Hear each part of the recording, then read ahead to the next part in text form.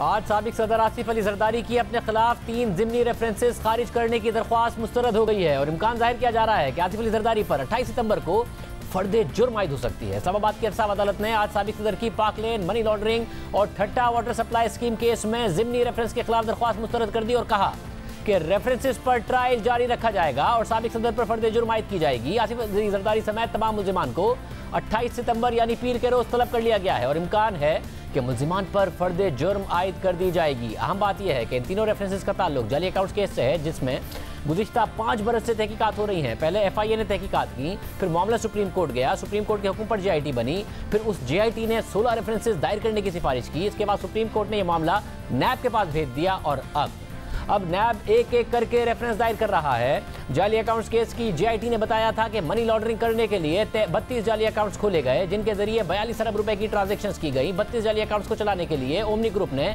11 जाली कंपनियां तश्कील दी, जिनका ना कोई असासा था और ना ही कोई बिजनेस था और ये कंपनियां कहीं रजिस्टर्ड भी नहीं थी। इन 11 जाली कंपनियों का मकसद मनी लॉन्ड्रिंग करना था। JIT ने अपनी रिपोर्ट में दावा किया कि इन 32 जाली अकाउंट्स को ओमनी ग्रुप के मुलाजिम चलाते थे और इन अकाउंट से बिलवास्ता तौर पर जरदारी ग्रुप, सरकारी इदारे और सिंध हुकूमत के ठेकेदार ट्रांजैक्शंस करते थे। सरकारी ठेकों से हासिल होने वाली रिश्वत और किकबैक्स की रकम इन अकाउंट्स में मुंतकिल की जाती और फिर मुख्तलिफ अकाउंट्स में मुंतकिल करके मनी लॉन्डर की जाती।